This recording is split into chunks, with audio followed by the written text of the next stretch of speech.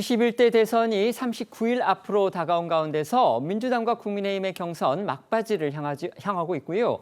대선 방송의 정강정책 연설도 시작이 됐습니다. 국민의힘의 첫 연설자로 나선 윤희숙 여의도 연구원장이 어제 윤석열 전 대통령의 계엄 그리고 당내 친윤계를 향해서 신랄한 비판과 통렬한 반성을 쏟아내서 파장이 일고 있습니다. 문맥만 놓고 본다면 국민의힘이 사실상 윤 전 대통령하고 정치적으로 단절하겠다 이런 의지가 분명히 엿보이는 건데요. 더 눈길을 끄는 건 당 지도부가 공감을 표시했고 당 안팎의 친윤계들이 공개적으로 비판이나 불만을 제기하지 않고 있다는 겁니다. 네, 이 공직선거법상 대통령 권리로 인한 대선이 확정이 되면요. 정당은 5회 이내로 해서 이 TV 및 라디오에서 각 10분 미만의 이 정강정책 연설을 할 수 있습니다. 국민의힘 싱크탱크 여의도 연구원을 이끌고 있는 윤희숙 원장이 이 어제 방송된 이 국민의힘 첫 정강정책 연설에서 국민의힘이 깊이 뉘우치고 있다면서 고개부터 숙였습니다. 그러면서 이 계엄은 너무 혐오스러우면서도 익숙한 우리 정치에 고름이 터진 결과였다며 이 사실상 윤 전 대통령을 겨냥해서 작심한 듯 비판을 쏟아냈습니다. 윤 원장은요, 윤 전 대통령으로선 당, 그러니까 국민의힘이 만만했기 때문에 이 계엄 계획을 사전 통보하지 않았을 것이라며 알았다면 이 당내 많은 사람들이 저질했을 것이다 라고 말했습니다. 또 이 윤 전 대통령이 파면이 된 후 사저로 돌아간 후에 이기고 돌아왔다라고 말했는데 이 뭘 이겼는지 모르겠다며 직격하기도 했는데요. 들어보시겠습니다. 당이 만만했기 때문에 대통령도 계엄 계획을 당에 사전 통보하지 않았을 겁니다. 알았더라면 당내 많은 이들이 용산으로 달려가 결사코 저지했을 것입니다. 얼마 전 파면당하고 사저로 돌아간 대통령은 이기고 돌아왔다고 말했습니다. 무엇을 이겼다는 건지는 모르겠지만 당에게 남겨진 것은 깊은 좌절과 국민의 외면뿐입니다. 윤희숙 원장, 이런 계엄 사태의 원인은 결국 권력의 줄서기만 급급했던 정치 때문이다 이러면서 친윤계도 겨냥했습니다.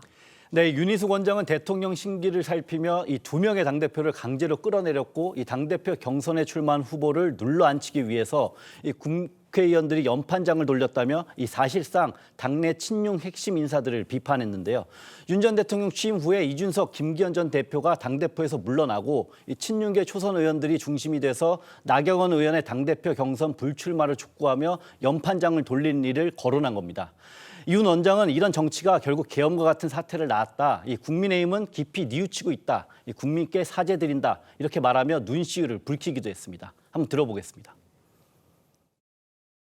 대통령의 심기를 살피며 2명의 당대표를 강제로 끌어내렸고 당대표 경선에 출마한 후보를 눌러앉히기 위해 수십 명의 국회의원들이 연판장을 돌리기까지 했습니다. 그런 움직임을 추종했거나 말리지 못한 정치, 즉 권력에 줄 서는 정치가 결국 계엄과 같은 처참한 결과를 낳았습니다. 국민의힘은 지금 깊이 뉘우치고 있습니다. 국민들께 진심으로 사죄드립니다. 네, 윤희숙 원장은 차기 대통령에게 3가지 제안도 했습니다. 첫째로 취임 첫날 당적을 버리고 1호 당원이 아니라 1호 국민임을 천명해야 한다며 좌우 진영 논리에 매몰된 대통령의 고리를 끊어내는 게 병든 나라 치료의 시작이라고 호소했습니다. 둘째로 위기를 바로잡고 즉시 물러나는 3년 대통령이 돼야 한다며 개헌 대통령의 역할을 강조하고 2028년 4월 총선과 대선을 동시에 치르자는 약속을 해야 한다고 촉구했습니다. 마지막으로 거국 내각을 구성해달라고 말했습니다. 당 정강정책 연설에서 이처럼 내부를 향한 신랄한 자기 비판이 나온 것도 이례적이고요. 그동안 국민의힘 일각에서 윤 전 대통령 탈당 요구가 나온 적은 있었지만 이렇게 당의 이름을 건 연설에서 윤 전 대통령을 공개 비판하면서 탄핵 이후에 이건 처음 있는 일이다 이런 평가가 나오는 겁니다. 이 같은 윤희숙 원장의 연설 내용이 일정 정도 당 지도부와 교감을 거친 것인지 또 친윤계를 비롯한 당내 반응 과연 어떤지 이 부분도 궁금합니다. 네, 이 조선일보 등의 보도에 따르면요, 이 국민의힘 지도부는 일단 이 윤 원장의 연설 내용에 대한 사전 상의는 없었다는 입장을 내놨습니다. 그럼에도 불구하고 그간 이 중요한 사안이 있을 때마다 윤석열 정부의 강도 높은 쓴소리를 또 쏟아내왔던 이 윤 원장을 첫 번째 연설자로 세운 점, 그리고 이 연설 내용을 취소하지 않은 것 역시 결국 당 지도부도 이 윤 전 대통령과의 관계를 정리해야 이 대선에 승리할 수 있다는 그런 인식에 공감한 것이다라는 분석이 나왔습니다. 윤 원장 역시 조선일보와의 통화에서 이 당 지도부가 자신을 첫 연설자로 정한 것을 보면 이심전심 아니겠느냐라는 입장을 내놨다고 합니다. 네, 여기에 윤 원장이 직접적으로 비판을 쏟아냈던 대상인 이 친윤계 의원들 역시도 공식 대응은 자제하는 분위기인데요. 이 조선일보는 이 친윤계 내부에서 당이 윤 전 대통령을 헌시짝처럼 버려서는 안 된다 이 반발하거나 윤 전 대통령의 공과가 있는데 이 당이 먼저 절연하자고 나서는 건 오히려 좋지 않은 전략이다 이렇게 주장하는 목소리가 있었지만 이 공개적으로 불만을 제기하는 인사는 없었다고 보도했고요. 이 국민의힘 관계자는 당 지도부는 물론 친윤계에서도 윤 전 대통령과 거리를 두지 않으면 대선 승리가 어렵다는 공감대가 생겼다는 분석을 내놓기도 했습니다. 이 관련해서 이 권성동 원내대표는 이 지도부로서 깊은 책임을 통감하고 있다며 윤 원장 연설에 전반적으로 동의한다는 뜻을 나타냈는데요.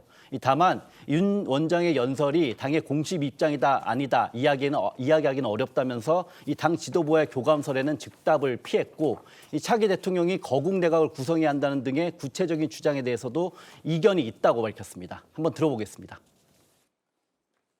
공식 입장이 아니다라고 얘기하기는 좀 뭐합니다만은 지도부 일원으로서 건강한 당정 관계를 구축하지 못한 점에 대해서는 깊은 책임을 통감하는 바이고. 윤 전 대통령에 대한 지적도 있었는데요. 우리가 당정 관계의 소통이 좀 부족했고, 그리고 수평적이고 건강한 당정 관계를 구축하지 못했다라는 점에 대해서는 우리 의원들이나 당원들 대부분은 또 국민들이 인정하리라고 이렇게 생각을 하고 있습니다.